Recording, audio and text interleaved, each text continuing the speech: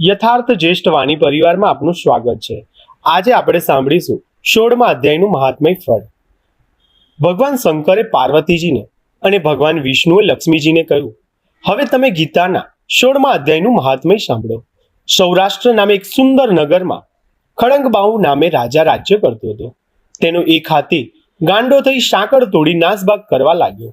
હાથીને પકડવા રાજાના સૈનિકો આમ તેમ દોડ કરતા હતા, છતાં તે હાથી પકડાતો ન હતો। એવામાં એક બ્રાહ્મણ ત્યાંથી નીકળ્યો। બ્રાહ્મણને જોઈને હાથી એક બાજુ ખસી ગયો અને તેને જવા માટે માર્ગ મોકળો કરી આપ્યો। આ જોઈને રાજાને આશ્ચર્ય થયો। તે બ્રાહ્મણ પાસે ગયો અને પૂછ્યું કે આ ગાંડો હાથી તમને જોઈને કેમ ખસી ગયો? બ્રાહ્મણે ઉત્તર આપ્યો કે હે રાજન, હું નિયમિત ગીતાજીના 16મા અધ્યાયનો પાઠ કરું છું। તેના પુણ્ય પ્રભાવે કરી આ ગાંડા હાથીએ મને માર્ગ કરી આપ્યો। આ સાંભળીને રાજા પણ હંમેશા ગીતાજીના 16મા અધ્યાયનો પાઠ કરવા લાગ્યા। એક સમયે રાજા જંગલમાં શિકાર કરવા ગયો। ત્યાં એક ગાંડા હાથીને તેને જોયો। આ ગાંડા હાથીને જોતા જ રાજા સાથે શિકારે આવેલા માણસો નાસભાગ કરવા લાગ્યા। રાજાએ કંઈક વિચાર્યું અને તે ગીતાજીના 16મા અધ્યાયને પાઠ કરતા કરતા હાથી પાસેથી પસાર થયો।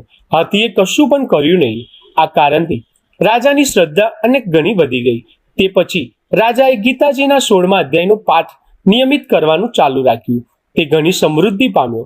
પછી તેને પોતાના રાજકુમારને ગાદી સોંપી અને ભક્તિપરાયણ જીવન જીવવા લાગ્યો।